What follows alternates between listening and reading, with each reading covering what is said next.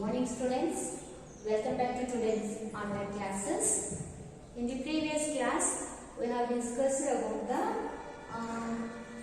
what are the provisions are applicable in the absence of partnership deed. ಅಂದ್ರೆ partnership deed ಇರಲಿಲ್ಲ ಅಂದ್ರೆ ನಾವು interest on loan ಆಗಿರ್ಬೋದು ಅಥವಾ ಇಂಟ್ರೆಸ್ಟ್ ಆನ್ ಡ್ರಾಯಿಂಗ್ಸ್ ಆಗಿರ್ಬೋದು ಅಥವಾ ಇಂಟ್ರೆಸ್ಟ್ ಆನ್ ಕ್ಯಾಪಿಟಲ್ ಆಗಿರ್ಬೋದು ಇವುಗಳನ್ನ ಹೇಗೆ ಟ್ರೀಟ್ ಮಾಡ್ತೀವಿ ಅನ್ನೋದನ್ನ ನೋಡಿದ್ದೀವಿ. 5 ರೀತಿ ಅಡ್ಜಸ್ಟ್ಮೆಂಟ್ ಅಥವಾ 5 ರೀತಿ ಐಟಮ್ಸ್ ಅನ್ನ ಟ್ರೀಟ್ ಮಾಡ್ಬೇಕಾಗ್ತದೆ. ಯಾವ್ಯಾವಪ್ಪ ಅಂತಂದ್ರೆ ನಿನ್ನಿನ ಕ್ಲಾಸ್ ಅಲ್ಲಿ ರಿವಿಷನ್ ಮಾಡ್ತೀವಿ ನೋಡ್ರಿ. ನಿನ್ನಿನ ಕ್ಲಾಸ್ ಅಲ್ಲಿ ನಾವು ಏನೇನ್ ನೋಡಿದೀವಿ ಅಂದ್ರೆ ಒಂದು ಪಾರ್ಟ್ನರ್ಶಿಪ್ ಡೀಡ್ ಇತ್ತು ಅಂತಂದ್ರೆ ಆ ಪಾರ್ಟ್ನರ್ಶಿಪ್ ಡೀಡ್ ಅಲ್ಲಿ ಏನೇನ್ ಕಂಟೆಂಟ್ ಅನ್ನ ಒಳಗೊಂಡಿರ್ತದ ಅಂತ ಹೇಳ್ಬಿಟ್ಟು ನೋಡಿದೀವಿ. ಅಂದ್ರೆ ಪಾರ್ಟ್ನರ್ಶಿಪ್ ನೇಮ್, ಪಾರ್ಟ್ನರ್ಶಿಪ್ ಸಂಸ್ಥೆ ಹೆಸರಾಗಿರ್ಬೋದು ಅಥವಾ ಪಾರ್ಟ್ನರ್ಸ್ ನೇಮ್ಸ್ ಆಗಿರ್ಬೋದು ಅಥವಾ ಕಾಂಟ್ರಿಬ್ಯೂಷನ್ ಆಫ್ ಕ್ಯಾಪಿಟಲ್ ಆಗಿರ್ಬೋದು, ಅಂದ್ರೆ ಎಷ್ಟು ಕ್ಯಾಪಿಟಲ್ ಅನ್ನ ಹಾಕಿರ್ತಾರೆ ಅನ್ನೋದನ್ನ ಬರ್ದಿರ್ತಾರೆ. ಆಮೇಲೆ ಪ್ರಾಫಿಟ್ ಶೇರಿಂಗ್ ರೇಷಿಯೋ ಇರ್ತದ, ಅಂದ್ರೆ ಪ್ರಾಫಿಟ್ ಅನ್ನ ಹೆಂಗ್ ಹಂಚಿಕೆ ಮಾಡ್ಕೋಬೇಕು ಅನ್ನೋದು. ಆಮೇಲೆ ನೆಕ್ಸ್ಟ್ ಏನಿರ್ತದ ಅಂತಂದ್ರೆ interest on loan. In case ಏನಾದ್ರು ಲೋನ್ ಅನ್ನ ತಗೋತಿದ್ರೆ ಸಂಸ್ಥೆ ಎಷ್ಟು ಇಂಟ್ರೆಸ್ಟ್ ಅನ್ನ ಕೊಡ್ಬೇಕು ಅನ್ನೋದನ್ನ ಮೆನ್ಷನ್ ಮಾಡಿರ್ತದ. ಅಥವಾ ಇಂಟ್ರೆಸ್ಟ್ ಆನ್ ಕ್ಯಾಪಿಟಲ್ ಮೇಲೆ ಎಷ್ಟು ಕ್ಯಾಪಿಟಲ್ ಇಂಟ್ರೆಸ್ಟ್ ಅನ್ನ ಕೊಡ್ಬೇಕು ಅನ್ನೋದನ್ನ ಮೆನ್ಷನ್ ಮಾಡ್ಬೇಕಾಗಿರ್ತದ. ಆಮೇಲೆ ಈ ರೀತಿಯಾಗಿ ನಾವ್ ಏನ್ ಮಾಡ್ತಿದೀವಿ ಅಂತಂದ್ರೆ ಪಾರ್ಟ್ನರ್ಶಿಪ್ ಡೀಡ್ ಅಲ್ಲಿ ಎಲ್ಲ ಕಂಟೆಂಟ್ ಗಳನ್ನ ಬರೀಬೇಕು. ಬರೆದ್ಮೇಲೆ ಏನ್ ಮಾಡ್ತದ ಅಂತಂದ್ರೆ ಪಾರ್ಟ್ನರ್ಶಿಪ್ ಸಂಸ್ಥೆ ಸ್ಥಾಪನೆ ಆಗ್ತದ ಅಂತ ಹೇಳ್ಬಿಟ್ಟು ನೋಡಿದ್ದೀವಿ. ಇನ್ ಕೇಸ್ ಪಾರ್ಟ್ನರ್ಶಿಪ್ ಡೀಡ್ ಇರ್ಲಿಲ್ಲ ಅಂದ್ರೇನು ಯಾವ್ಯಾವ ರೀತಿಯಾದಂತಹ ಟ್ರೀಟ್ಮೆಂಟ್ಸ್ ಗಳನ್ನ ಮಾಡ್ಬೇಕಾಗ್ತದ. ಅಂದ್ರೆ ಪಾರ್ಟ್ನರ್ಶಿಪ್ ಆಕ್ಟ್ 1932 ಪ್ರಕಾರ ಏನ್ ಮಾಡ್ಬೇಕಾಗ್ತದ, ಪ್ರೊವಿಷನ್ಸ್ ರೂಲ್ಸ್ ಅನ್ನ ಫಾಲೋ ಅಪ್ ಮಾಡ್ಬೇಕಾಗ್ತದ. ಅವ್ರ ರೂಲ್ಸ್ ಯಾವ್ಯಾವ್ರಿ? ಒಂದು profit and loss sharing ratio ಏನಿರ್ತದ ಈಕ್ವಲ್ ಇರ್ತದ. ಅಂದ್ರೆ ಅವ್ರ ಪ್ರಾಫಿಟ್ ಅನ್ನ ಹೆಂಗ್ ಹಂಚಿಕೆ ಮಾಡ್ಕೋಬೇಕು, ಈಕ್ವಲ್ ಆಗಿ ಹಂಚಿಕೆ ಮಾಡ್ಕೋಬೇಕು. ದೆನ್ ನೆಕ್ಸ್ಟ್ ಏನ್ರಿ, ಇಂಟ್ರೆಸ್ಟ್ ಆನ್ ಲೋನ್. ಆಮೇಲೆ ಇಂಟ್ರೆಸ್ಟ್ ಆನ್ ಲೋನ್ ಅಂತ ಹೇಳ್ಬಿಟ್ಟು ಅಂದ್ರೆ ಸಂಸ್ಥೆಯಲ್ಲಿರ್ತಕ್ಕಂಥ ಪಾಲುಗಾರರು ಸಂಸ್ಥೆಗೆ ಆಸ್ ಅ ಲೋನ್ ಆಗಿ ಅಮೌಂಟ್ ಅನ್ನ ಕೊಟ್ಟಿದ್ರು ಅಂತಂದ್ರೆ ಅಥವಾ ಸಾಲವನ್ನ ಕೊಟ್ಟಿದ್ರು ಅಂತಂದ್ರೆ ಅದರ ಮೇಲೆ ಏನ್ ಮಾಡ್ಬೇಕಾಗ್ತದ, 6% ಇಂಟ್ರೆಸ್ಟ್ ಅನ್ನ charge ಮಾಡ್ಬೇಕಾಗ್ತದ.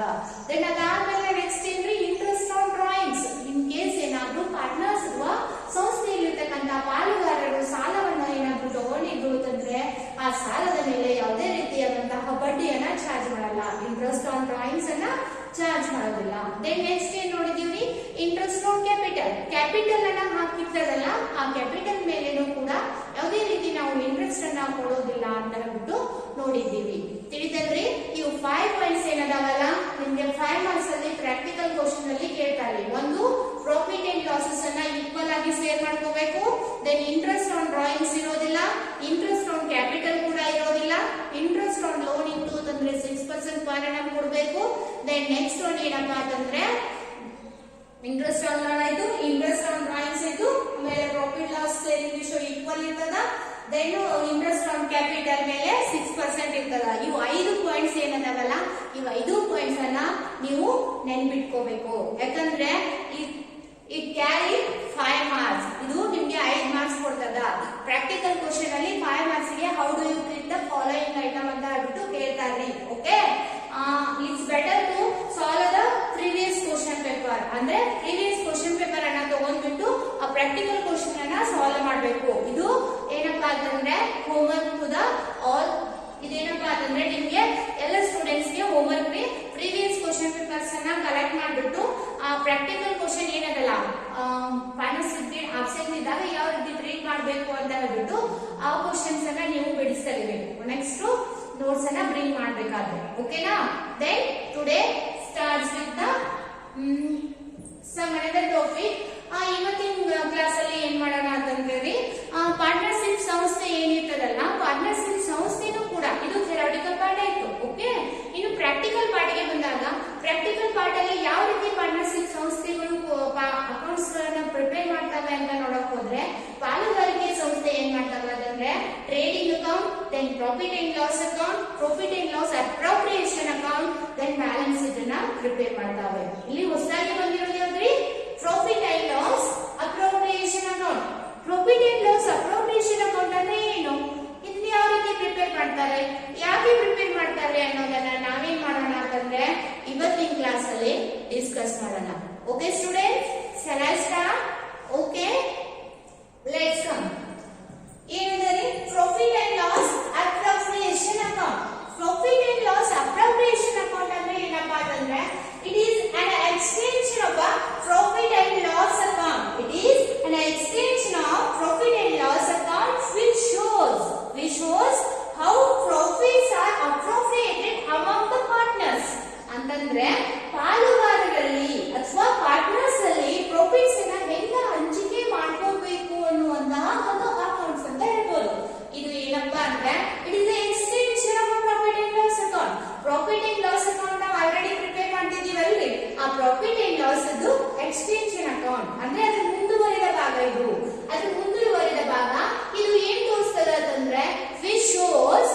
which shows how profits are appropriated. Appropriated ಅಂದ್ರೆ ಏನ್ರಿ? Appropriated or distributed ಅಂತ ಹೇಳ್ಬಿಟ್ಟು ಕರೀತಾರೆ. Appropriated ಅಥವಾ distributed ಅಂತಂದ್ರೆ ಹಂಚಿಕೆ ಆಗೋದು, ಅಲೋಕೇಟ್ ಆಗೋದು. ಈಗ ಇಲ್ಲೇನು ಪಾರ್ಟ್ನರ್ಸ್ ಇರ್ತಾರಲ್ರಿ, ಈ ಪಾರ್ಟ್ನರ್ಸ್ ಅಲ್ಲಿ ಏನ್ ಪ್ರಾಫಿಟ್ ಅಪ್ರೋಪ್ರಿಯೇಟ್ ಆಗ್ತದ, ಪ್ರಾಫಿಟ್ ಅಪ್ರೋಪ್ರಿಯೇಟ್ ಆಗ್ತದ. ನೋಡ್ರಿ, partners profit and loss appropriation account ಅಂದ್ರೆ it is the extension of profit and loss account. ಈ ಪ್ರಾಫಿಟ್ ಅಂಡ್ ಲಾಸ್ ಅಕೌಂಟ್ ಏನಿರ್ತದಲ್ಲ ಅದ್ರ ಮುಂದುವರೆದ ಭಾಗ.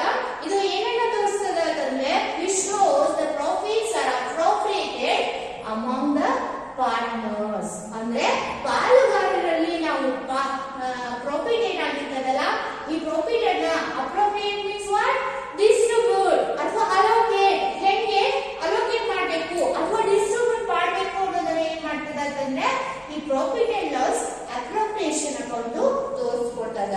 ಓಕೆ, ತಿಳಿತಂದ್ರೆ profit and loss appropriation account ಅಂದ್ರೆ ಪಾಲುಗಾರಿಕೆ ಸಂಸ್ಥೆಗಳು ಏನ್ ಮಾಡ್ತಾವ ಅಂತಂದ್ರೆ trading account, then profit and loss account, then profit and loss appropriation account, then balance sheet ಅನ್ನ ಪ್ರಿಪೇರ್ ಮಾಡ್ತಾರೆ. ಓಕೆ, ನಾವು trading account last year prepare ಮಾಡ್ತಿದ್ದೀವಲ್ಲ, ಹೇಳ್ತೀನಿ ಮುಂದೆ ಯಾವ ರೀತಿ ಪ್ರಾಕ್ಟಿಕಲ್ ಬರ್ತದೆ ಅಂತ. ಮೊದಲು ಥಿಯರಾಟಿಕಲ್ ತಿಳ್ಕೊಳ್ಳಿ. ಇದು ಏನು ಪ್ರಾಫಿಟ್ ಅಂಡ್ ಲಾಸ್ ಅಕೌಂಟ್ ಏನಿರ್ತದಲ್ಲ ಅದ್ರ ಮುಂದುವರೆದ ಭಾಗ. ಇದೇನ್ ಮಾಡ್ತದ ಅಂತಂದ್ರೆ ಪಾರ್ಟ್ನರ್ಸ್ ಅಲ್ಲಿ ಪ್ರಾಫಿಟ್ ಹೆಂಗ್ ಡಿಸ್ಟ್ರಿಬ್ಯೂಟ್ ಆಗ್ಬೇಕು, ಹೆಂಗ್ ಹಂಚಿಕೆ ಆಗ್ಬೇಕು ಅನ್ನೋದನ್ನ ಏನ್ ಮಾಡ್ತದ ಅಂತಂದ್ರೆ ತೋರಿಸ್ಕೊಡ್ತಕ್ಕಂತ ಒಂದು ಅಕೌಂಟ್.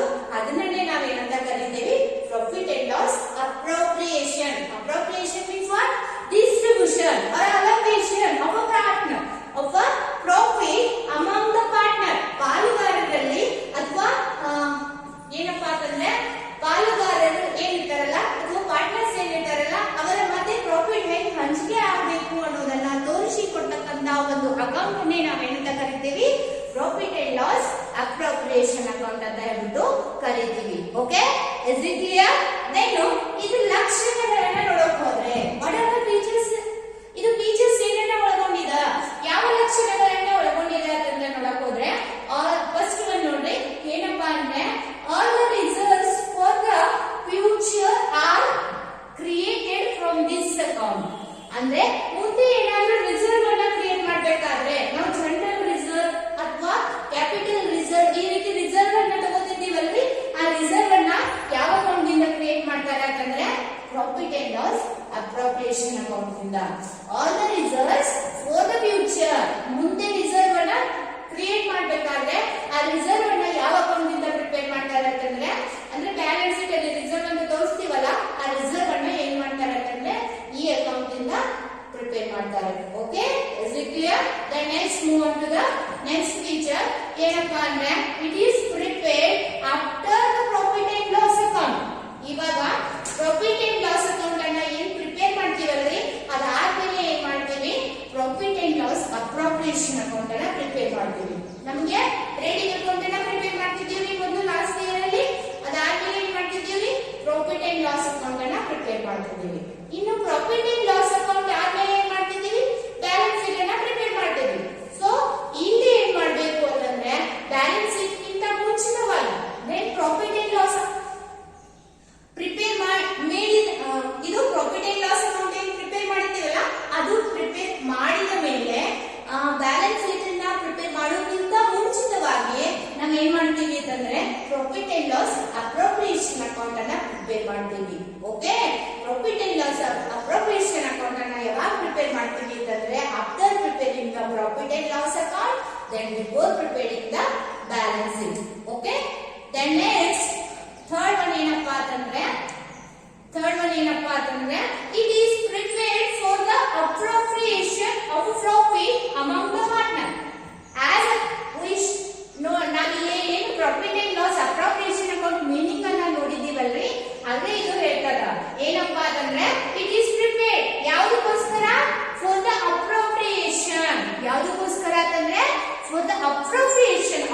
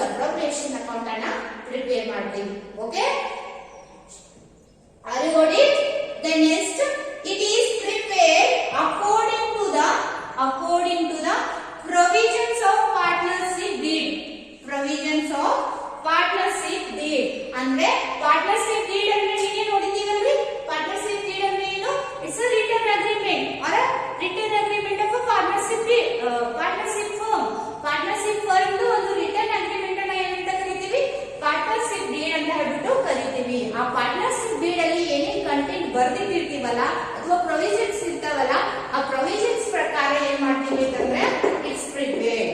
ಇದನ್ನ ಯಾವ ರೀತಿಯಾಗಿ ಪ್ರಿಪೇರ್ ಮಾಡ್ತೀವಿ? Sorry, it's prepared according to the provisions of partnership deed. Partnership deed ಅಲ್ಲಿ ಏನೇನ್ ಕೊಟ್ಟಿರ್ತಾರಲ್ಲ ಹೇಗೆ ಟ್ರೀಟ್ ಮಾಡ್ಬೇಕು ಅಂತ, ಅಂದ್ರೆ ಇಂಟ್ರೆಸ್ಟ್ ಆನ್ ಕ್ಯಾಪಿಟಲ್ ಅನ್ನ ಹೆಂಗ್ ಟ್ರೀಟ್ ಮಾಡ್ಬೇಕು ಇನ್ನೇ ನೋಡಿದೀವಲ್ಲ. ಆಮೇಲೆ ಪ್ರಾಫಿಟ್ ಅನ್ನ ಹೆಂಗ್ ಪ್ರಿಪೇರ್ ಮಾಡ್ಬೇಕು, ಅಥವಾ ಲಾಸ್ ಇದ್ರೆ ಹೆಂಗ್ ಪ್ರಿಪೇರ್ ಮಾಡ್ಬೇಕು, ಅಥವಾ ಇಂಟ್ರೆಸ್ಟ್ ಆನ್ ಡ್ರಾಯಿಂಗ್ಸ್ ಅನ್ನ ಕೊಟ್ಟಿದ್ರು ಅಂತಂದ್ರೆ ಹೇಗೆ ಪ್ರಿಪೇರ್ ಮಾಡ್ಬೇಕು, ಎಷ್ಟು ಇಂಟ್ರೆಸ್ಟ್ ಆನ್ ಡ್ರಾಯಿಂಗ್ಸ್ ಅನ್ನ ಕೊಡ್ಬೇಕು ಎಲ್ಲ ಮೆನ್ಷನ್ ಮಾಡಿರ್ತಾರಲ್ಲ ಪಾರ್ಟ್ನರ್ಶಿಪ್ ಡೀಡ್ ಅಲ್ಲಿ. ಆ ಪಾರ್ಟ್ನರ್ಶಿಪ್ ಡೀಡ್ ಅಲ್ಲಿ ಏನ್ ಕಂಟೆಂಟ್ ಅನ್ನ ಕೊಟ್ಟಿರ್ತಾರಲ್ಲ, ಆ ಇನ್ಫಾರ್ಮೇಶನ್ ಅನ್ನ ಕೊಟ್ಟಿರ್ತಾರಲ್ಲ, ಆ ಇನ್ಫಾರ್ಮೇಶನ್ ಅನ್ನ ತಗೊಂಡು ನಾವ್ ಏನ್ ಮಾಡ್ತೀವಿ, profit and loss appropriation account ಅನ್ನ ಪ್ರಿಪೇರ್ ಮಾಡ್ತೀವಿ. ತಿಳಿತಲ್ರಿ? Profit and loss appropriation account is a extension of profit and loss account, and it is prepared after preparing the profit and loss account, and it shows the how the profits are allocated among the partners. Okay, partners ಮಧ್ಯೆ profit ಅಥವಾ ಲಾಭ ಅನ್ನೋದು ಹೇಗೆ ಹಂಚಿಕೆ ಆಗ್ತದ ಅನ್ನೋದನ್ನ ತೋರಿಸಿಕೊಡ್ತಕ್ಕಂತ ಒಂದು account ಯಾವ್ದಪ್ಪ ಅಂತಂದ್ರೆ profit and loss appropriation account. Is it clear to everyone? Okay, then next ಏನ್ ಮಾಡೋಣ ಅಂತಂದ್ರೆ ಹೇಗೆ ಪ್ರಿಪೇರ್ ಮಾಡ್ತಾರೆ ಅನ್ನೋದನ್ನ ನೋಡೋಣ. ಓಕೆ,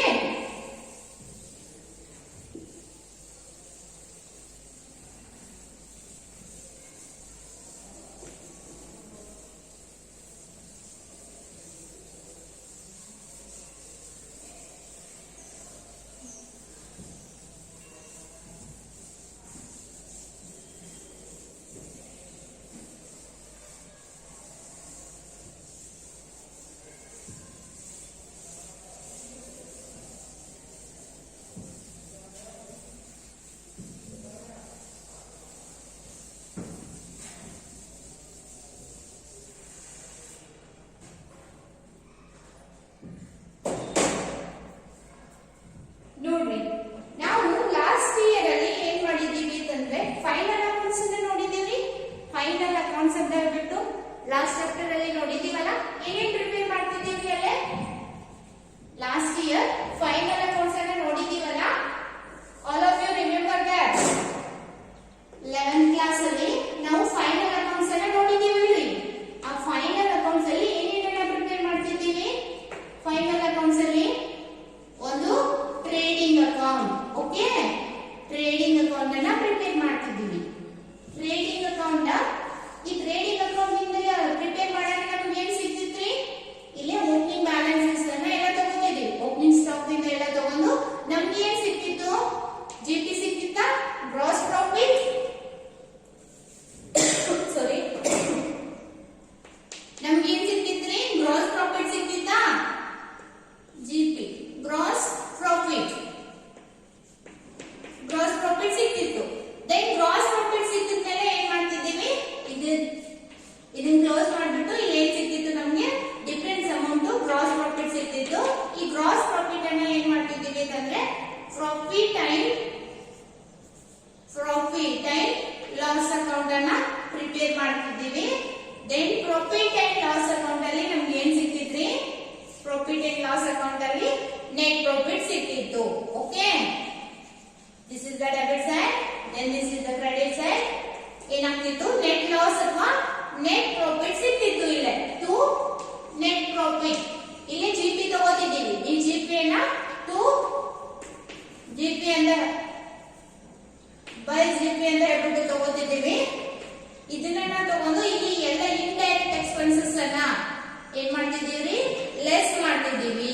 ಇಂಡೈರೆಕ್ಟ್ ಎಕ್ಸ್ಪೆನ್ಸಸ್ ಅನ್ನ ಲೆಸ್ ಮಾಡಿದಾಗ ನಮ್ಗೆ ಏನ್ ಸಿಕ್ತಿತ್ತು ಅಂತಂದ್ರೆ ನೆಟ್ ಪ್ರಾಫಿಟ್ ಸಿಕ್ತಿತ್ತು.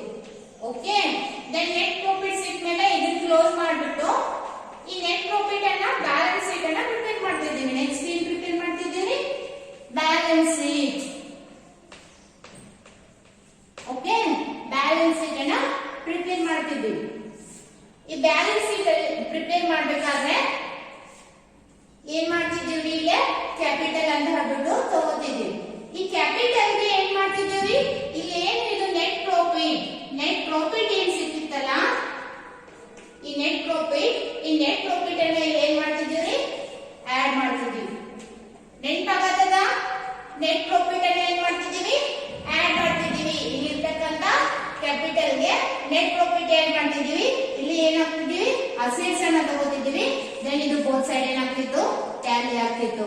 ಓಕೆ, ಈ ರೀತಿಯಾಗಿ ಪ್ರಿಪೇರ್ ಮಾಡ್ತಿದೀವಿ. ಇಲ್ಲಿ ನೋಡ್ರಿ, ಫಸ್ಟ್ ಇಯರ್ ನಾವು ಫೈನಲ್ ಅಕೌಂಟ್ಸ್ ಅನ್ನ ಪ್ರಿಪೇರ್ ಮಾಡ್ಬೇಕಾದ್ರೆ ಏನ್ ಮಾಡ್ತಿದ್ದೀವಿ ಅಂತಂದ್ರೆ ಮೊದಲು ಟ್ರೇಡಿಂಗ್ ಅಕೌಂಟ್ ಅನ್ನ ಹಾಕ್ತಿದ್ದೀವಿ. ಟ್ರೇಡಿಂಗ್ ಅಕೌಂಟ್ ಅಲ್ಲಿ ನಮ್ಗೆ ಏನ್ ಸಿಕ್ತಿತ್ತು, ಗ್ರಾಸ್ ಪ್ರಾಫಿಟ್ ಅಥವಾ ಗ್ರಾಸ್ ಲಾಸ್ ಸಿಕ್ತಿತ್ತಾ.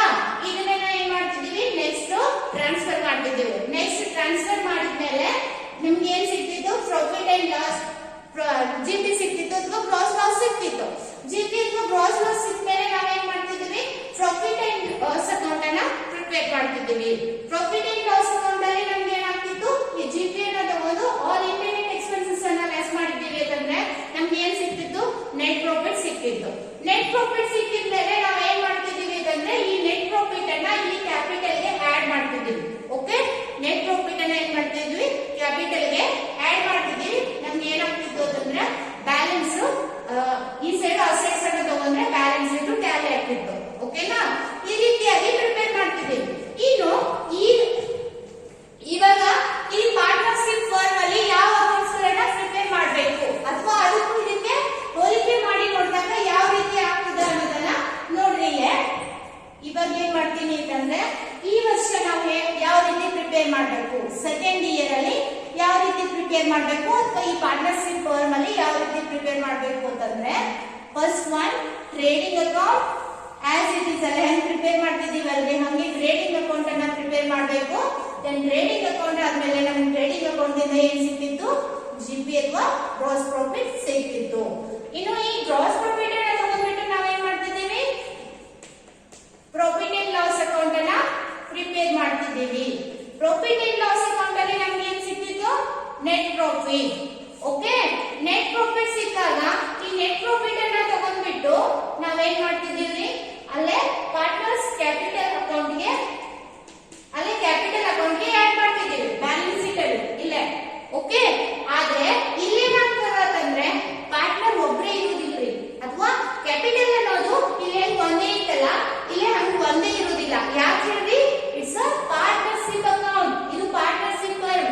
ಇಲ್ಲಿ ಏನಿರ್ತಾರ, ಒಬ್ಬರಿಗಿಂತ ಜಾಸ್ತಿ ಏನಿರ್ತಾರ ಓನರ್ ಇರ್ತಾರ. ಇಬ್ರು ಅಥವಾ ಇಬ್ಬರಿಗಿಂತ ಹೆಚ್ಚು ಜನ ಓನರ್ ಇತ್ತು ಅಂತಂದ್ರೆ ಅದನ್ನ ಅಥವಾ ಪಾರ್ಟ್ನರ್ ಇದ್ರು ಅಂದ್ರೆ ಅದನ್ನ ಪಾರ್ಟ್ನರ್ಶಿಪ್ ಫರ್ಮ್ ಅಂತ ಹೇಳ್ಬಿಟ್ಟು ಕರಿತೀವಿ. ಸೊ ಅದಕ್ಕೋಸ್ಕರ ಇಲ್ಲಿ ಕ್ಯಾಪಿಟಲ್ ಅನ್ನೋದು ಇಲ್ಲೇ ನೋಡ್ರಿ ಬ್ಯಾಲೆನ್ಸ್ ಶೀಟ್ ಅನ್ನ ಪ್ರಿಪೇರ್ ಮಾಡ್ಬೇಕಾದ್ರೆ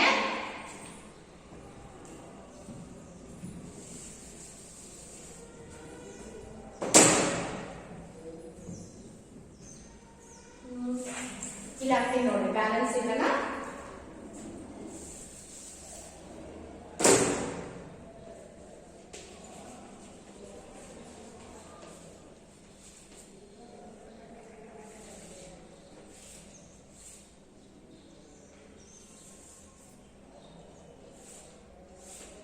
ಈಗ ಇಲ್ಲಿ ಬ್ಯಾಲೆನ್ಸ್ ಶೀಟ್ ಅನ್ನ ಪ್ರಿಪೇರ್ ಮಾಡಬೇಕಾದ್ರೆ ಏನ್ ಮಾಡ್ತಿದೀವಿ, ಇಲ್ಲಿ ಕ್ಯಾಪಿಟಲ್ ಎ ಕ್ಯಾಪಿಟಲ್ ಅಥವಾ ಎಸ್ ಕ್ಯಾಪಿಟಲ್, ಆಮೇಲೆ ಕ್ಯಾಪಿಟಲ್ ಬಿ ಅಥವಾ ಕ್ಯಾಪಿಟಲ್ ಬಿಸ್ ಕ್ಯಾಪಿಟಲ್ ಅಂತ ಹೇಳ್ಬಿಟ್ಟು ಬರ್ತದ.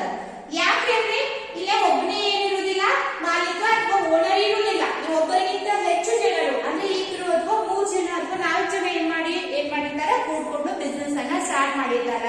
ಸೊ ಅದಕ್ಕೋಸ್ಕರ ಇಲ್ಲಿ ಬಂದಿರ್ತಕ್ಕಂತ ಈ ನೆಟ್ ಪ್ರಾಫಿಟ್ ಅನ್ನ ನಾವು ಯಾವ ಕ್ಯಾಪಿಟಲ್ ಅಲ್ಲಿ ಆಡ್ ಮಾಡಬೇಕು, ಎಸ್ ಕ್ಯಾಪಿಟಲ್ ಅಲ್ಲಿ ಆಡ್ ಮಾಡಬೇಕು ಅಥವಾ ಬಿಸ್ ಕ್ಯಾಪಿಟಲ್ ಅಲ್ಲಿ ಆಡ್ ಮಾಡಬೇಕು ಅನ್ನೋದು ನಮ್ಗೆ ಏನಾಗ್ತದ, ಕನ್ಫ್ಯೂಸ್ ಆಗ್ತದ. ಹೌದಾ, ಅದಕ್ಕೋಸ್ಕರ ನಾವ್ ಏನ್ ಮಾಡ್ಬೇಕಾಗ್ತದ ಅಂತಂದ್ರೆ profit and loss appropriation account ಅನ್ನ ಪ್ರಿಪೇರ್ ಮಾಡ್ಬೇಕಾಗ್ತದ. ತಿಳ್ದಲ್ರಿ, profit and loss appropriation account ಅನ್ನ ಯಾವ್ದಕ್ಕೋಸ್ಕರ ಪ್ರಿಪೇರ್ ಮಾಡ್ಬೇಕು ಅಂತಂದ್ರೆ ಪಾರ್ಟ್ನರ್ಶಿಪ್ ಫರ್ಮ್ ನಲ್ಲಿ ಒಬ್ಬನೇ ಓನರ್ ಇರುವುದಿಲ್ಲ. ಸೊ ಅದಕ್ಕೋಸ್ಕರ ನಾವೇನ್ ಮಾಡ್ಬೇಕಾಗ್ತದ ಅಂತಂದ್ರೆ ಈ ನೆಟ್ ಪ್ರಾಫಿಟ್ ಅನ್ನ ವೇರಿಯಸ್ ಪಾರ್ಟ್ನರ್ಸ್ ಏನಿರ್ತಾರಲ್ಲ, ಬೇರೆ ಬೇರೆ ಪಾಲುಗಾರರು, ಆ ಪಾಲುಗಾರರಲ್ಲಿ ಹೆಂಗೆ ಹಂಚಿಕೆ ಮಾಡಬೇಕು ಅಥವಾ ಅವರಿಗೆ ಹಂಚಿಕೆ ಮಾಡಿ ಕೊಡ್ಬೇಕು ಅನ್ನೋ ಕಾರಣಕ್ಕಾಗಿ ನಾವೇನ್ ಮಾಡ್ತೀವಿ ಅಂತಂದ್ರೆ profit and loss account prepare ಮಾಡಿದ್ಮೇಲೆ ಏನ್ ಮಾಡ್ತೀವಿ ಅಂತಂದ್ರೆ profit and loss P&L appropriation account ಅಂತ ಹೇಳ್ಬಿಟ್ಟು ಪ್ರಿಪೇರ್ ಮಾಡ್ತೀವಿ. ಅಪ್ರೋಪ್ರಿಯೇಷನ್ ಅಂದ್ರೆ ಏನ್ರಿ, ಹಂಚಿಕೆ ಮಾಡಿ ಕೊಡೋದು. ಓಕೆ, ಈ ನೆಟ್ ಪ್ರಾಫಿಟ್ ಅನ್ನ ಎಲ್ಲ ಪಾರ್ಟ್ನರ್ ಅಲ್ಲಿ ಹಂಚಿಕೆ ಮಾಡಿ ಕೊಡ್ತೀವಿ. ಅವಾಗ